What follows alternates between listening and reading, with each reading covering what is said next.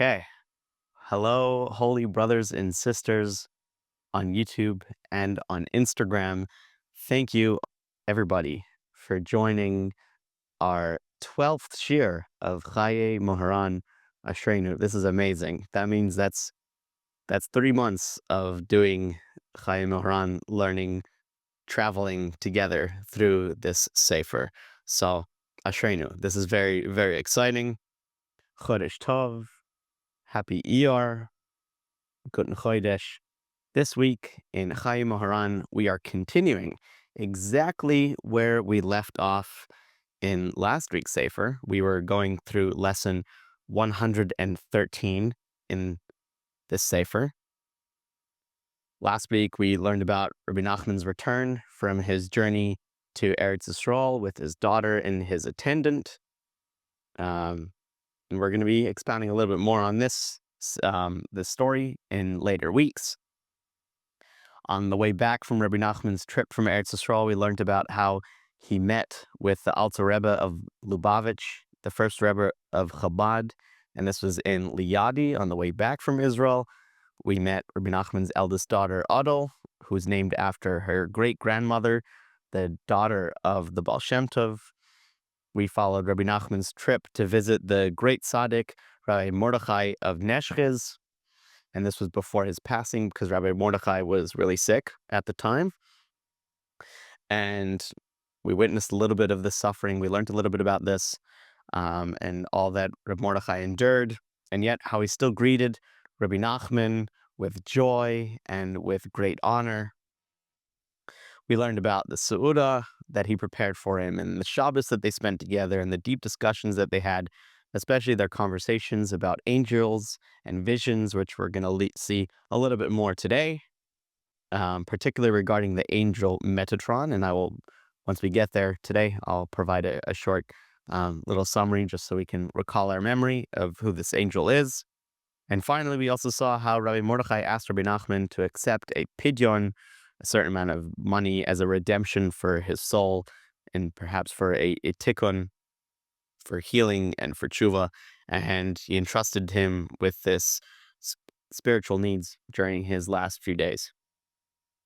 Tonight, Be'ezus Hashem, we're going to continue exactly where we left off, explore some more of these themes, and hopefully, in Be'ezus Hashem, we can reveal some deeper lessons for our own personal avodah. So, without further ado, let's jump right in. Writes Reb Nachman, Kremenchuk, in the city of Kremenchuk, which is towards central Ukraine, on the banks of the Dnieper River, mamish on the river itself. Shemati mi'ish echad, Reb Nachman heard the following from this person in Kremenchuk. Sha'amar sheshama mipiv aviv, that he heard from his father, shehu haya mishamish larav Menachem hanal be'es shahaya Rabbeinu zal sham b'sipur gam kain. So what Rebbe Nachman heard from this Yid's father, he happened to be the attendant, one of the gaboim, one of the people who looked after and served Rav Mordechai of Neshchiz, where at the same time that Rebbe Nachman happened to be visiting the Rav in Neshchiz on his way back from Eretz Yisrael. And he too witnessed all that we mentioned last week and that we just summarized.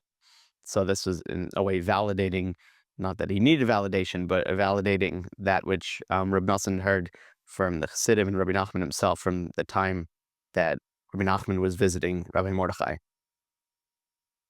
And what else? Nahag boy Kavod gadol ma'od ma'od, and he heard about the great honor that Rabbi Mordechai served Rabbi Nachman, and even despite his great weakness, Hanal Liva es Rabbeinu zal be'es shiyatzim mibeisai linsai darkai.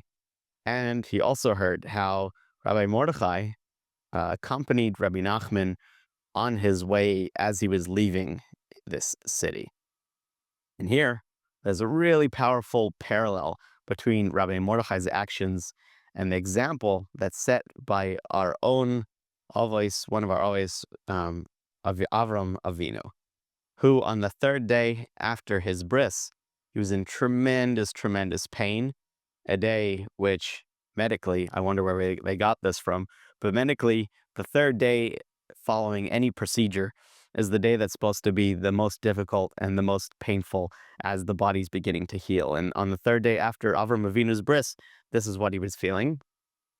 Yet, this is this is one of the first instances we see of hisbodedus, talking to Hashem one-on-one like a friend.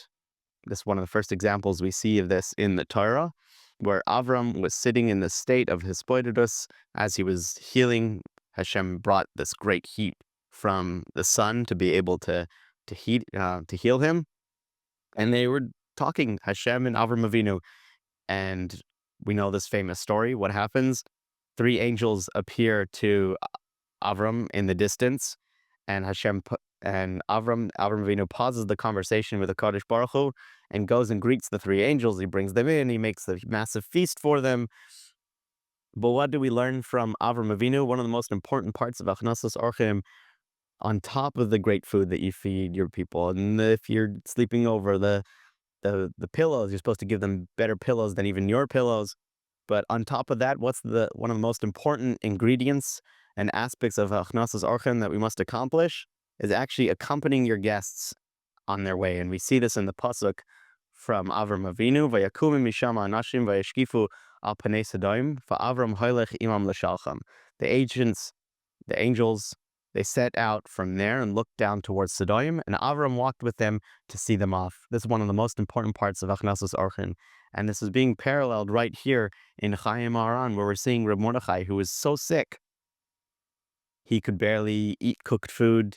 He had to stay in a quiet, darkened room because he was so sick and so sensitive to light. Yet, we see that he's paralleling this aspect of Avram Avinu following the ways of our avodas in order to take care of Rebbe Nachman, which is really incredible. And if I can touch on this idea just a little bit longer, the Rambam teaches that accompanying guests on their way is even more important than hospitality itself. So if you wanted to know the sources where this idea comes from, and it's also discussed in Gemara in a couple places, and it's not just a mitzvah, it's a reflection of the depth of our commitment to others as well, and we're seeing this right here. So this idea of midas chassidus, going beyond the letter of the law, and we're learning this from our avos, and we can learn this from our gedolim and from our rebbeim as well. Continuing the sefer, achar kach kishachazar harav hanal mel halvaya sheliva es Rabbeinu Zal. Once Rebbe Mordechai had come home from accompanying Rabbi Nachman somewhat on the way, Anava Amar Bezeh Haloshen, he said the following in this exact words. We're going to read it in Hebrew. We'll read it, what he said in Yiddish, which is most likely exactly word for word what he said, and then translate it into English so we can understand a little bit more of his intentions. So here's what he said. Ilmale la asena la alma, ella sherabi Nachman yafsia al miftan sheli dai. Okay, so what does that mean? First, let's hear the Yiddish before we translate it into English. Ich soll mehr nicht beschaffen werden nar, as Rabbi Nachman soll ba mir übertrain, die Schwell is euch genugt. So what does this mean? This is what Reb Mordechai said. Once Rabbi Nachman had left and departed him, he said, if I had come into the world for nothing other than Rabbi Nachman to step over my threshold, it would have been enough. And Rebbe Mordechai is saying here that the very purpose of his existence can be justified by just this single greeting with this great tzaddik, which seems like a small act, but Rabbeinu setting foot across his doorway was something so strong, so powerful for him in his last days. And I think if we can take a message from this, that sometimes the greatest achievements in our own lives are not measured in quantity or grandeur, but can be summarized in a single moment of connection with holiness, with purpose, and especially when it comes to connecting ourselves with the tzaddik. And I think it reframes what success looks like in a life that's filled with emunah. And I think we often chase these really big spiritual accomplishments. And Rabbi Nachman himself says, a bissel is oichet good. A little bit is also good. But Rebbe Nachman teaches that real greatness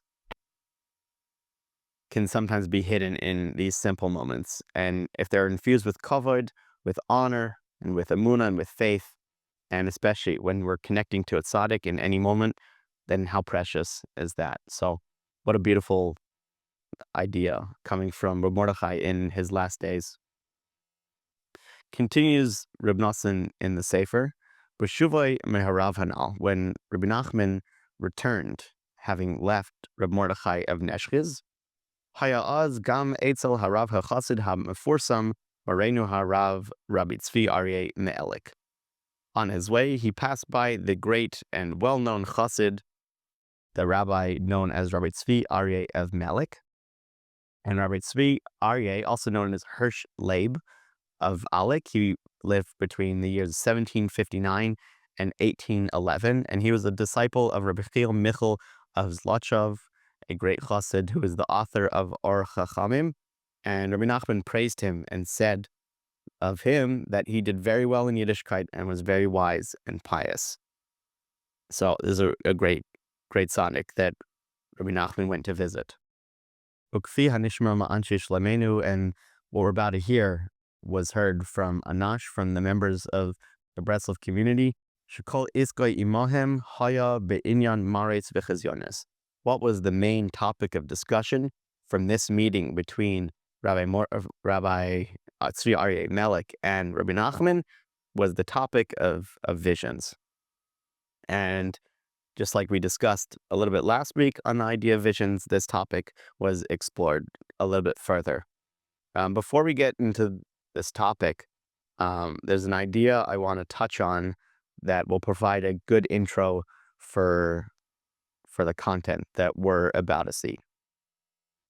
And in our shiur here, we see Rebbe Nachman engaging in serious disagreements with other great tzaddikim, like Rabbi Mordechai of Neshchiz, and we're about to see the one with with Tzvi Aryeh Alek, particularly over deep spiritual matters like visions and mystical experiences. And it's very crucial to understand that these are not arguments rooted in ego or personal sadness, personal agendas. These were pure and very holy disagreements, and with all sides acting l'shem shamayim, these were disagreements that were purely for the sake of heaven, and each tzaddik from his own unique place of truth holds a deep grounded level in purest intentions. And I think it's really important for us as chassidim, not only when we're about to learn what we're about to learn, but anytime there's a disagreement in the past, present, or future between great tzaddikim as chassidim and as simple, pious, hidden, simple observers, our role is not to take sides. Our role is not to judge and not to presume that we can fully understand these profound debates. These are often ideas that are much higher and above our levels of understanding. And these matters are, they exist in what I would say, a hidden, lofty world where even small nuances of Avodah and Kabbalistic truth are in play. And this idea is beautifully explained in an article that I saw, but I'll touch on it just briefly and summarize what I read there, that disputes between tzaddikim reflect different holy paths, each bringing out hidden aspects of Hashem's will. And we see this very clearly in the idea of Yosef HaTzaddik and his brothers, where Yosef, he was having these dreams and he was interpreting them to his brothers, telling his brothers what he was experiencing in these dreams. And they too were arguing on him. How can you say that you are going to be a ruler over us? Is that what you're saying from these dreams? And even they were having these massive arguments, l'shem shamayim, but all of them were tzaddikim in their own right. And I would say sometimes Hashem himself desires these differences to bring about greater spiritual rectification. So I think there's three things we can take from this. There's a lesson of humility, that we must realize that not everything is ours to fully grasp. And what we're about to learn also might be above our own head. Still, sometimes it's necessary to be in touch with it and to know it and to learn it as we're about to do, but sometimes it's okay for things to be above our understanding. I think lesson 2 is emunah, that we need to trust that holy arguments, especially those of tzaddikim, are ones that are part of a larger plan that we don't necessarily see. So we don't necessarily need to try and involve ourselves or choose sides per se. And I think lesson 3 is something we can focus on, which is to stick to our task. We know what we need to be doing, which is to learn, to be learning, to be growing, to be attaching ourselves to the tzaddik, and avoiding entanglement and machlokes in disputes that belong to a world that are far above ours. So I think with that in mind, I think that is good preparation for us to be able to dive in and now understand what were these machlokesim, what were these arguments all about.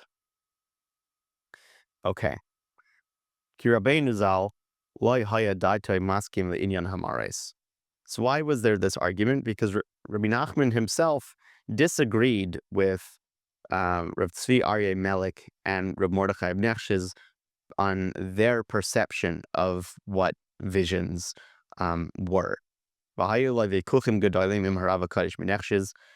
Nachman had many arguments, many machlokes with Rav Mordechai on his opinion of what visions. And this was he was very well known for his own visions. And they argued a lot on this. But it says Reb Nosson, Rebbe Nachman said he's not super certain on the exact details of the arguments, but rather on like the general idea that this was about visions. Rabbeinu Zal Haya Omer, as Rebbe Nachman said, Shaloi Kach Tzrichin Lerois Chaziones Kasher Hemroim. Rebbe Nachman said that many people say that they have visions, but that the form that these visions are taking are not exactly correct. V'harav Menachem Shalach Elav Pamachas, and once Rabbi Mordechai Menachem sent a letter, he sent some sort of note to Rabbi Nachman, Tomerloi, and he wrote the following: Tomerloi, say to Rabbi Nachman, Shekoidim Shabala Soicha, that before Rabbi Nachman comes to visit me, comes to the city, Ra'isi es hamalach matat, I saw the malach matat. I saw this angel. Mikach v'kach ra'isiv, and this is what I saw, and he outlined what that was. So we touched on a little bit of who this angel is, but just as a quick summary, this angel is one clouded in mystery, but he's an exalted angel mentioned in both Zohar and in Gemara. In English, he's referred to as Metatron, and he's known as the Sar Hapanim, which is the Prince of Divine Presence, or also known, and as my favorite one, the Minister of the Interior. So he's referred to as being the angel which is closest to Hashem's glory, and he is associated with leading souls, orchestrating celestial judgments, and even in some sources in Torah and Tanakh and Talmud, I would say, overseeing Tchias HaMeisim, maybe soon in our days. So it's just a little bit of who this angel is. So this is what they were arguing on. Rabbi Mordechai Menachem claimed that he had met this angel, and Rabbi Nachman didn't fully agree that what he had seen was actually the angel Matat. V'keduma sheshamati, and as far as I recall, writes Reb Nosson, Sha'amar harav kadosh hanal shira es matat b'riya mamish, that Rabbi Nachman said that he had actually seen this angel, and therefore from their descriptions, i.e. Rav Mordechai Menachem, he wasn't agreeing that what he had seen was actually Matat, because Rabbi Nachman was saying that he did see Matat. He did see the Metatron. For Rabbeinu Zal Amar Shaloi Kach Royin Oisai, and from what he was being described from the other visions, it was not as he had appeared to Rebbe Nachman, and that's why he disagreed with what he was being told. For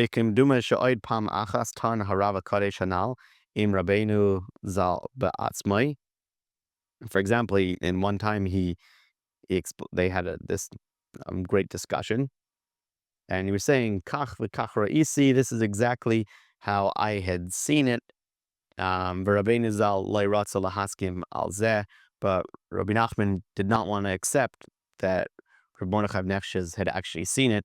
So there's a bit of a repeated idea, but basically they were they were having this argument back and forth, whether in writing or in person. And this is why the argument kept coming back and forth, because Rabbi Nachman was disagreeing with their descriptions. Amar lehem Rabbeinu, and said Rabbi Nachman, Loi kach roin es matat, ani re'isi kach v'kach, v'zeh hu be'emes ra'is matat. So he's saying, nope, you did not see this angel. Ani, says Rabbi Nachman, I have seen such and such, and this is exactly what he looks like. So therefore, this was towards pretty much the ending of that argument. V'haya be'inyan zeh kama devarim, and there were several other similar issues that were brought up in this discussion. Achloi hayisi b'kol zeh etzloi v'loi zachisi d'shmoyim piva kadosh davar be'inyan zeh.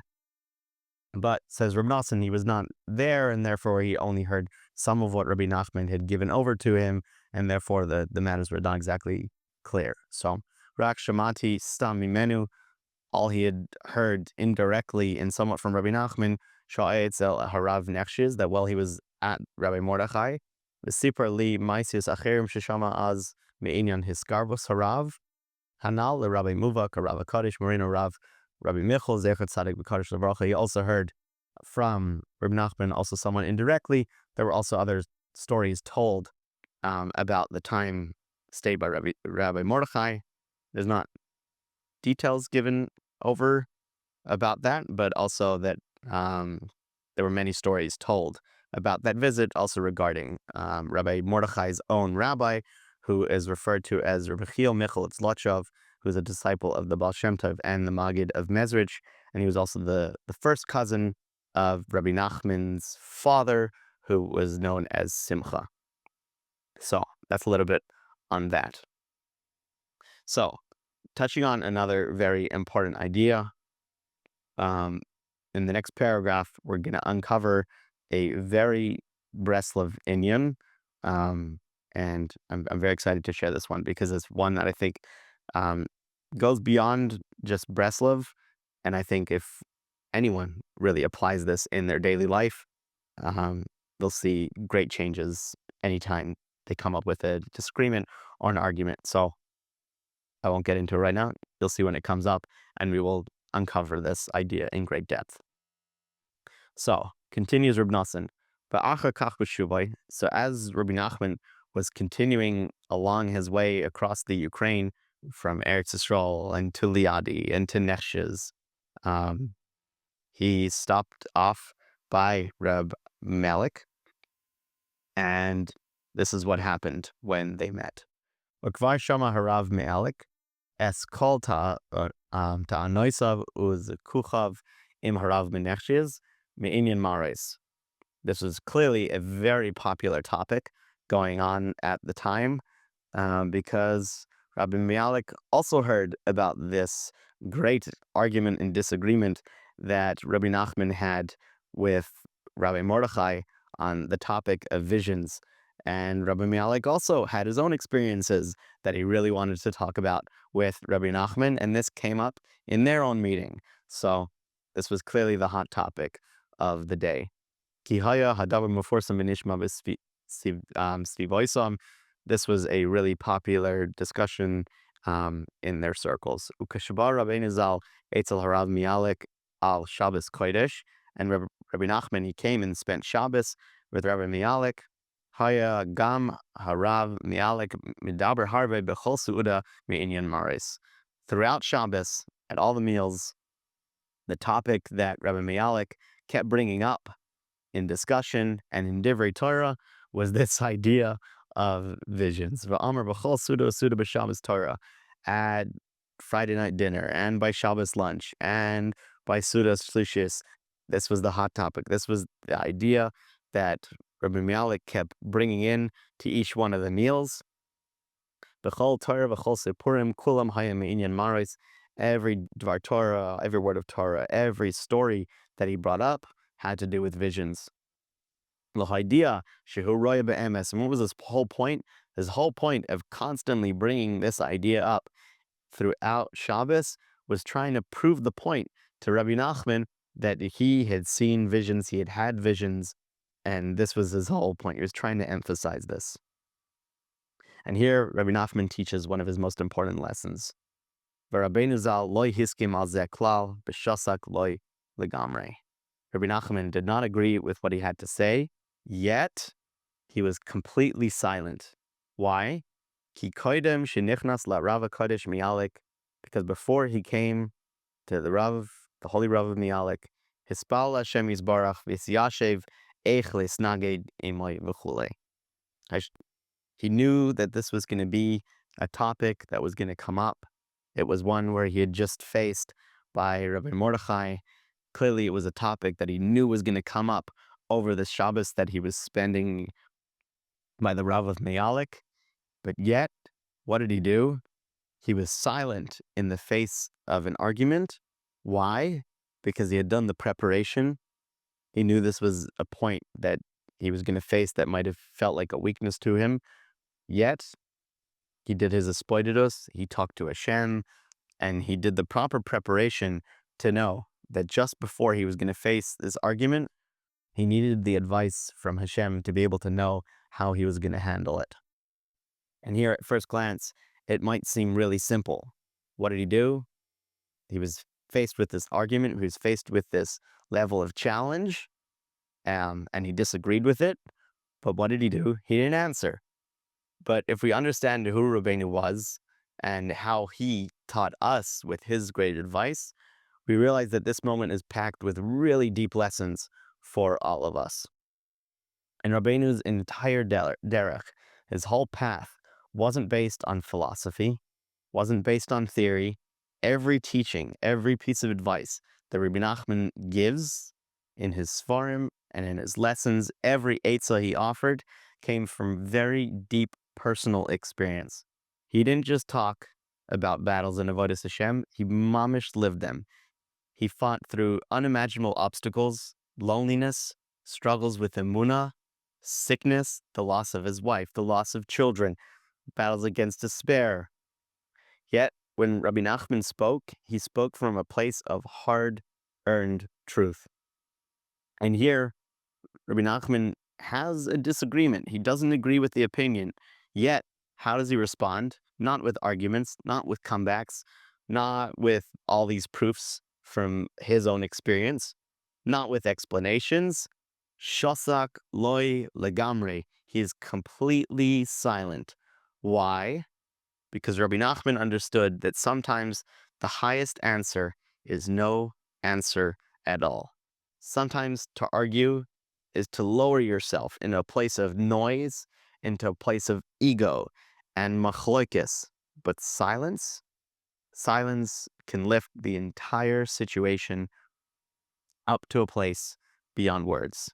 And as we find here by Rabbeinu's own teachings, especially as discussed by other scholars in Breslov who expound on Rabbi Nachman's ideas, that Rabbi Nachman, he held that arguments, even when you are completely right and you know it, sometimes silence is holier than speech. Silence isn't weakness, it's mamish strength. It's gevura tapping into the right power, the right part of gevura, and it's a tikkun. It's a rectification. And when you're silent in the face of argument, in the face of disagreement, in the face of embarrassment, that is rectification. Rectification for sins, rectifications for spiritual blemishes. And it's standing so deeply connected to emes that you don't need to win the argument. You don't need to prove yourself. You simply remained rooted in this emes, rooted in this truth, and sometimes the deepest connection to Hashem happens in that moment of wordlessness. This wasn't just something Rebbe Nachman taught, it was something he mamish lived, and by that's greatest proof for us to be able to live by that example. And when we see Rebbe Nachman being silent, we're seeing the highest form of emunah, of betochen, and of inner gevura. And I think this is a massive lesson for all of us in our own lives when we're facing tension, disagreement, we're facing criticism. The instinct is often to shout back and to call back and to have a comeback and to do everything we can to prove our point, to prove that we're right, and to argue back and shut down the argument by having our word be the last word. And Rabbi Nachman is here is teaching us a completely different path, that the greatest answer is silence. The greatest strength is to be silent and to stay connected to the truth which is inside. And there's a great phrase in Yiddishkeit, which is Shesika Yofe Lechachamim. Silence is beautiful and powerful for the wise. So these are the last few lines of this sefer. Sorry, not the sefer, of tonight's lesson. So we'll go through that. And let's see how Rebbe Nachman concludes this lesson. Al Kain, therefore, Shosak loy Rabbeinu Zal legamrei b'chol haShabbos. Rebbe Nachman was silent the entire Shabbos. Ba'achar kach, and afterwards, b'Motzei Shabbos, after Shabbos was over, on Motzei Shabbos, nichnas Rabbeinu Zal lechadroi b'soich beis harav. He went into the room that was designated for him in the house of the Rav of Mialik. V'va'elav harav morenu Rabbi Tzvi Zal ba'atzmai va'amar lei. And the Rabbi of Mialik, Rabbi Tzvi Aryeh, Rabbi Hirsch Leib, he came to the room that Rabbi Nachman was in, knocks on the door, and clearly he wants to speak with him about the discussions and all the ideas of Torah and stories that had come up over Shabbos, and why Rabbi Nachman was clearly silent in the face of all that was going on. But Amalei, he said, Adayin ein atem maminin li shani roya. Do you still not believe me with all the proofs and all the stories that I've given, that I've clearly seen these visions? I've given you all these proofs. And he began again to give over all the proofs that he had given before to Rebbe Nachman, to try and emphasize that he was clearly one who had visions. Va'az heishiv Rabbeinu Zal, and Rebbe Nachman responded with the following: Harbeit safu lidrosh b'maisa merkava v'layro oisam mehem k'moisha amar Rabbi Zal. Rebbe Nachman, that's from Megillah. So Rebbe Nachman responded. His response was the following: the many people who sought to try and explain the Maisa Merkava, which is the story of the chariot, the vision of Yechezkel, which holds really profound secrets of Hashem's presence and how Hashem's presence operates in the spiritual worlds and interacts with creation. So Rebbe Nachman is saying that many people have tried to come and explain the Maisa Merkava as if they had seen it, but they did not see it in their days. So this was Rebbe Nachman's way of saying to Rabbi Mialik that he too did not have clear visions as he claimed he did. So this is a little insight into the idea of machlokes, and it's not the first machlokes that Rebbe Nachman is going to have with him. It's not the first time that someone is going to come and make a claim on Rebbe Nachman either. But with each of these lessons, there's something really, really powerful that we can learn about Rebbe Nachman and about our own power of spiritual growth. So, to conclude, what did we see today? We saw a little bit of Avram Avinu, got a little bit of an example of Rav Mordechai living in the path of our avodas and accompanying Rebbe Nachman on his way, showing the real truth to Hachnasas Archim. We saw how Rav Mordechai, even in weakness and suffering, went beyond himself to honor Rebbe Nachman, not just with a meal, but by accompanying him with mesirus nefesh. We saw how Rebbe Nachman himself teaches us that greatness isn't only in words you say, but sometimes in the silence.